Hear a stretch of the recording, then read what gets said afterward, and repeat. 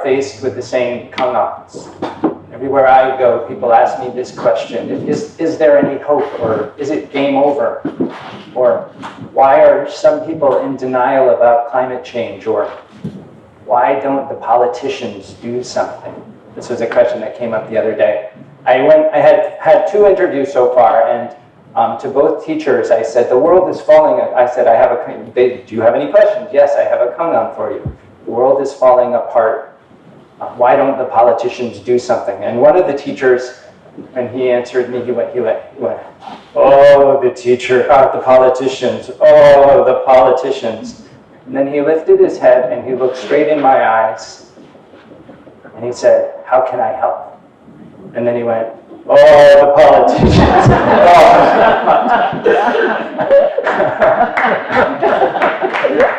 And I really like that answer because, of course, we're all grumbling and we're scared and we're worried. But even when we have that, to the top rises our vow. And I think for us as a Sangha, there might be an even better question. And for us as a world, there's a better question, which is how can we help? And this is a question that I've been working on for the past 10 years, actually, specifically addressing myself to this question through my writing and my work. Many of you who know me know that I did this project called No Impact Man, where I lived as environmentally as possible for a year, and it became a book and a film. And then since then, I've written another book about civic engagement, and I ran for Congress based on climate policy, and I opened a nonprofit, which is an environmental education nonprofit, which over 70,000 people have been through, and I've been doing a lot of speaking and consulting for the United Nations, and I'm a senior Dharma teacher in the Quantum School of Zen, which is probably, but my second proudest thing, but my first proudest thing is that I'm the father of Isabella. That's manipulation, by the way. Everybody's on your side when you say that you love your daughter the best. So how can we help? In my work, through traveling and speaking and working with different organizations, I've met so many people that are answering this question in so many different ways. And what I'm going to propose here is a possibility for us. I'm not pretending to know what the situation of each of our individual Zen centers or Sanghas, or what it's like in each of our countries. And by the way, one of the things that I want to say is that although I think the presentation is universal in the sense that it can apply to all of us, the examples that I give tend to be North American, so I'll apologize ahead of time for that. But in talking to people around the world, I've kind of discovered that there's almost a methodology for how people begin to help, and in talking to other Buddhists too. And I wanted to try to give us a really clear kind of set of steps that we could follow for those of us who want to go beyond just knowing about climate change and knowing about environmental degradation. In fact, knowing about any sort of social injustice. This model that I'm offering can apply to any kind of social injustice, not just to climate change. So the first is choose an issue that you care about. The second is, and I'm going to talk about each of these steps in more detail, the second is examine systems of injustice. That is to say, the systems that actually cause the issues that you care about. Know why it's particularly important that spiritual practitioners participate in social change. Learn from what other Buddhist Sanghas and actually other religious communities of all types are doing. We don't have to reinvent the wheel. We can actually learn from what other people are doing. And then dive in with together action, which I'll talk about. So first, to choose an issue. About 10 years ago, my daughter Isabella, when she was very young, she suffered from something called febrile seizures, which is it's a kind of seizure that kids get when they have a fever, high fever. And it goes away, but she had this seizure and the ambulance came and we got driven to the hospital. And in fact, by the time we got to the hospital, the seizure was over, she was fine, and we were in the pediatric emergency room. And in the next little carol area over, there was an African-American woman, and her daughter. And the daughter was breathing oxygen. And this was in New York City. And I happened to listen in a little bit of the conversation. And by the way, the little girl, it was so sweet because everybody that walked past, she called doctor. She kept going, hello, doctor. Hello, doctor. A man with a bloody shirt, he'd obviously introduced himself. She said, hello, doctor. It was so sweet. But I overheard the conversation, and they were from an area of New York called the South Bronx. The South Bronx is the area where all the trash is dealt with from New York City. Not all, but much of it. And over 10,000 trucks a day travel through that area. And as a result of the diesel particulates, it has one of the highest asthma rates, infant and child asthma rates in the world. And this kind of really hit my mind. And at first, when you see something like this, you think it's such a big problem. There's nothing that I can do about it, and we want to pretend that we should just move on. But I really like this quote, which is, if you're neutral, you're on the side of the oppressor. So or if you're neutral, you're on the side of the system that's causing injustice. And in a very practical sense, that's true, because living in New York City, I was making trash every day, and it was going in the garbage trucks, and in all likelihood, passing through the neighborhood of this little girl, and contributing to her not being able to breathe and other kids not being able to breathe properly. So I was already contributing to the problem. So if I choose not to contribute to the solution, then I really am on the side of the oppressor. And a lot of time our impulse is to look for some way to be kind as a person to the specific victim. And we have a saying in our tradition, of course, which is when a hungry person comes, give them something to eat. When a thirsty person comes, gives them something to drink. But there are some problems that cannot be solved by interpersonal kindness. That actually the problem is so big and is happening to so many people that our action to the one victim, of course we should be kind to the one victim, but as I say there, if a hungry person comes, that's obvious. But if 100,000 children come with asthma, then what? And this is why once we choose an issue that we care about, so let's say for the sake of argument, and actually not for the sake of argument, this became one of my issues, air quality, and caused by trash, the problems with trash haulage. This is a problem in lots of places, believe it or not. Air quality actually caused to be bad and unbreathable because of trucks carrying our trash. That is to say, people becoming sick for their entire lives because of how we're processing the things we throw away, not even the things that we keep. So, why I named this talk like fish in water is because we live in these cultural systems that we've been born into, and they're so ingrained that we don't even realize we live in them. So we don't realize that we live in this trash system. We don't realize that we live in a particular type of educational system. For example, we think of somebody, a child who cannot sit down in school all day long as somehow incapable, and forget that actually somebody's chosen a system where children are supposed to sit at a desk 8 hours a day. But it's like, this is why we're like, what water? We don't even realize that the educational system could be different, and that's the same with so many of our systems. So the first question when we have an issue that we care about, and there could be many issues that we care about, the first, and your Sangha might choose a particular issue. It could be climate change, it could be air quality, it could be water quality, it could be racism. But the first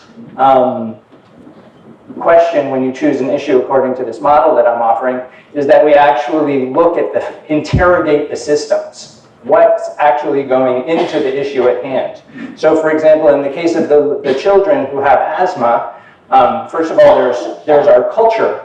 That is this culture of using single-use items like plastic water bottles, for example, that we have a culture of that it's okay to use plastic water bottles. We have the national government, which should be regulating water quality so that we don't even use water bottles. We have air quality regulations, which should be saying something about the trucks driving through the neighborhood. We have the bottled water company themselves, but the point is to interrogate and ask, what are all the systems that contribute to the problem that I see? To make those systems visible so we're not like that fish that's saying, what water? Then when it comes to asking, obviously there are ways, and I'll talk about this more in a minute, there are ways to apply pressure to each of those systems. And a common question, and it's a question that stops people in their tracks, is which is the best? Which is the best work to do? And I'm on the advisory council of a climate organization called 350, and we were on a group phone call, and a man named Van Jones, who's a CNN commentator and also an environmental and race activist, was on the call. And he had been a part of the Obama administration. And this call happened during the Obama administration. And somebody said to him, what would be the one thing we could say or do to convince Barack Obama, who was then president, what could we do to convince him that climate is his legacy? Like the most important thing he can do is something about climate. And Van Jones said, I don't think anybody knows the answer to that. I would say, just choose the method about which you feel the most passionate. In other words, we can spend all our time trying to figure out what will work, but actually and never know. We don't know which way of acting is going to fix. There are so many problems coming from so many sources. So there are actually solutions which are mutually contradictory, which both of them added together will work together, if you see what I mean. So nobody is really wrong when it comes to coming up with solutions. We need all of the solutions.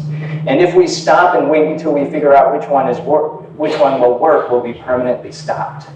So in Buddhist terms, what I say to people is follow your situation. How does your karma and the world's karma intersect? So what are you good at? What are you passionate about? What's fun? What could you do that will actually sustain you for a long period of time? Because if you try to do something that you don't enjoy and that you're not good at and that makes you feel bad, you won't be able to be in it for the long haul. So just choose, this is point number one, just choose. Choose a thing and try. For 10,000 years, just try. Oh, okay, it says try. For 10,000 years, just try. Anybody heard that expression before? Can we quote you? Yeah, you can. This one says, I'm sorry about the color. This one says, number 3, know the role of the spiritual practitioner.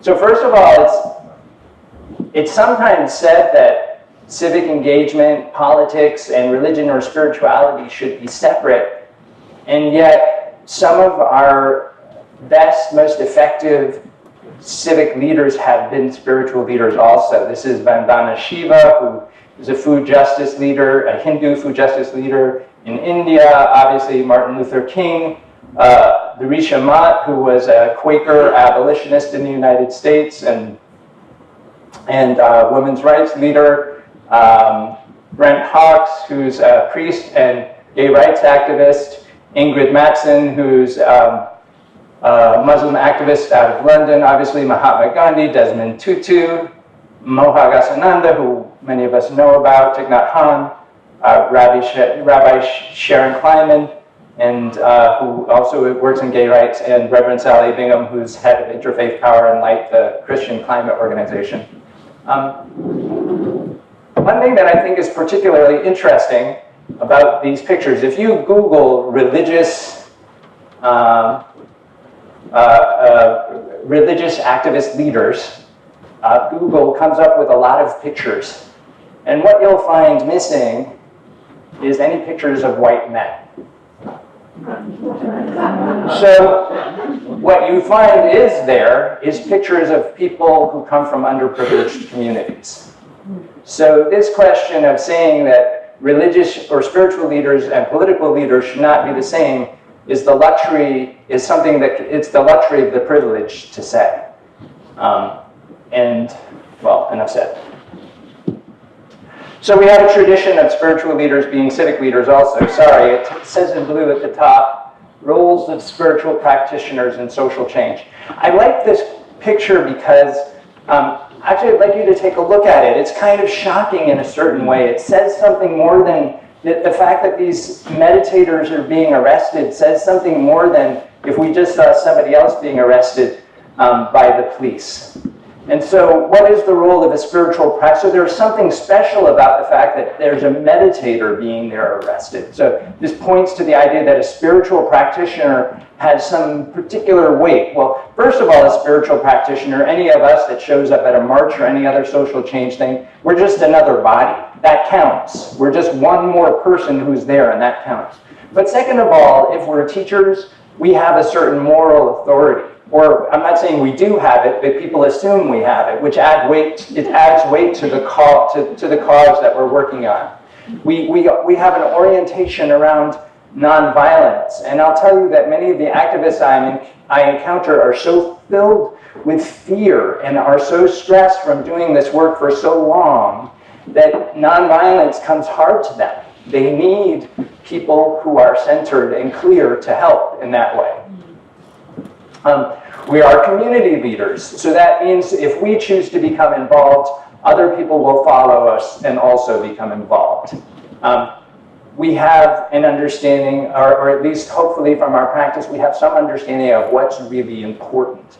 That is to say, we can move past the petty differences and actually get to the root of things, so we can help and be helpful in communities of change. We have tools of resiliency to offer. So one of the things that I think a lot about is actually being a chaplain to communities of change. Not actually, you don't even actually have to go to the march, but you can go to meetings and offer some spiritual succor. Like, how can we help with the tools that we use for our inquiry to help the activists not burn out? Spiritual people have a perceived disdain for the worldly. So if we show up somewhere, it means that it must be really important because we supposedly don't get involved in worldly things unless they're important, and on and on. As an example, I wanted to show this slide. There's an activist magazine in the United States called Yes Magazine, which I get asked to write for. And this was, they asked me to write a piece about after Las Vegas and how to find peace. They wanted to know how to find peace after the Las Vegas shootings. And of course, I took it as a member of our school a step further because peace is not enough. What's the function of peace? Once we find peace, what do we use our peace for? Which is, of course, how can I help? But my point here is that we have to beware of preaching. We cannot be evangelical or proselytize in these communities, but there is a thirst. There is a desire for some of what we have. So learn from other Buddhists. We're lucky in New York in the sense that there's lots of different Buddhist communities. And I'm particularly lucky because in my work I get asked to speak in a lot of places, and lately I've been asked to speak at a lot of other sanghas, not in our school, and so I've been able to learn about what they're doing. And a lot of other Buddhist sanghas are moving ahead really well on issues of social change, both within their sanghas and in the work they're doing in the world, and we can learn from them. They're just a phone call away. So, for example, the Brooklyn Zen Center is headed up by a man named Gary Schneider, who recently got transmission in I'm not sure which, but one of the Japanese lineage.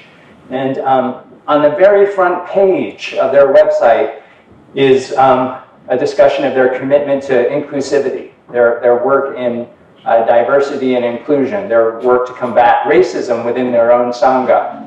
And they've done some really interesting work around the governance of their sangha, because the question is, Gary said that he doesn't believe that his sangha will become diverse until the leadership of his sangha becomes diverse. But how does the leadership of the Sangha become diverse if you don't have diverse membership? Because typically Sangha leadership rises up as they've practiced for a long time.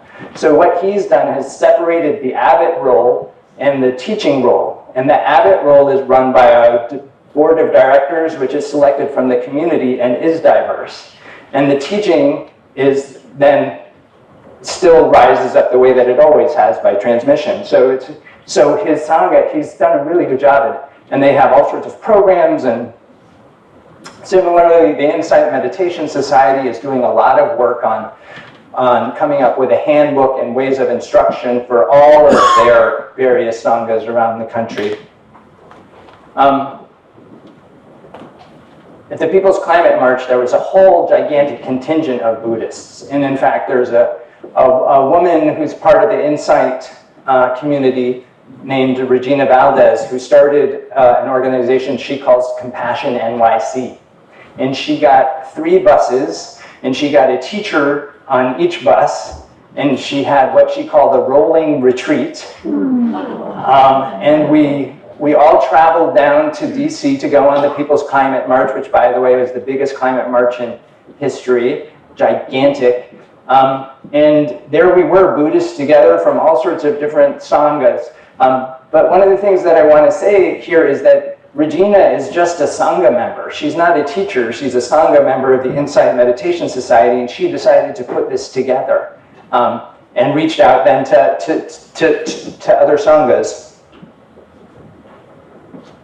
Just by the by, I guess you can't read the red so well, but these are Buddhist climate organizations that any of us can become involved in. So there are organizations that if your Sangha is interested in becoming involved in climate justice, you can just, we don't have to, the point here is that we don't have to reinvent the wheel. We don't have to figure out how to fix things, because other people are already doing the work. So there's the Buddhist Peace, if you can't read it, the Buddhist Peace Fellowship, One Earth Sangha, which actually does online trainings for Sanghas around the world. You can sign up and do trainings by the internet, the Buddhist Climate Action Network, and whatever else you can find on Google. Number 5, do together action. Somewhere in the teaching letters of Desant Sanim, I found this, and I really like it. The student asked, Desant Sanim, how do we help people? And Zen Master Sung Song said, first, do together action. So this connects with something that I mentioned yesterday that Kathy said, that Desant Sanim said, it used to be that students followed the teachers, but Desant Sanim, he said, apparently Ken told me that high-class Zen master, the students follow the Zen master. Low-class Zen master, the Zen master follows the students, Ken told me was the actual quote. And that he would say that. But this idea that we actually find our students and see where they are. And in terms of how do we actually get involved in climate justice and do together action, we just find the people who are already doing it. We don't have to figure out what to do or how our Sanghas can contribute. We just have to join in. Because it's the opposite. Oh, sorry about that. Go ahead. High-class Zen masters follow the student. Low-class Zen masters, the students follow the Zen. Well, even better. Yeah. So like this. I'm really sorry. I guess the colors, I didn't realize the colors were going to be so hard to read. So this is one simple way to do together action. 1, outside the temple, meet other people in other organizations who care about what you care about and know more about it than you do. So let's say, for the sake of argument, you cared about the air quality in the South Bronx after meeting a little girl in the hospital who had asthma. Outside the temple, you find an organization that's working on air quality in the South Bronx. Go and join in with that organization and learn with them. Learn from them. And then lend support to their efforts. Like, we don't have to organize our own climate march. We just have to go to somebody else's climate march. And then finally, if it's appropriate and they're interested, we can also invite them to come back to our temple.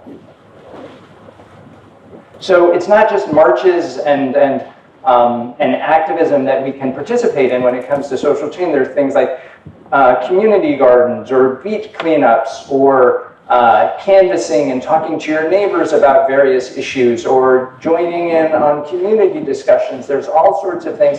And which thing you and your Sangha might find just depends on which thing you and your Sangha might enjoy doing, really.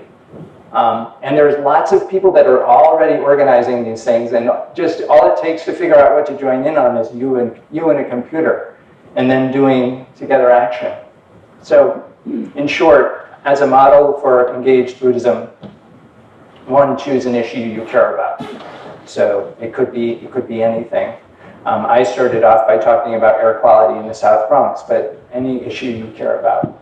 Two, try to understand the systems that are contributing to that problem. Once you understand the systems that are contributing to the problem, then you can find other people that are working on the problem already. Three, understand that as spiritual practitioners, we have a special role to play in this kind of work. Four, learn from other Buddhist Sanghas. Again, people are already doing this work. And then five, just start with together action. We don't need to know exactly the whole path forward. Like, we don't have to know step A, step B, step C, step D, and exactly how to get to Z. All we have to do is take the first step, do together action, and the next steps will reveal themselves. So for the questions I'd love you to discuss in your, at your tables is, what can I and my Sangha do to join in with communities of change? How might your Sangha join in with people who are already working for change? What might be appropriate ways for your Zen Center or Zen group to do together action? So thank you.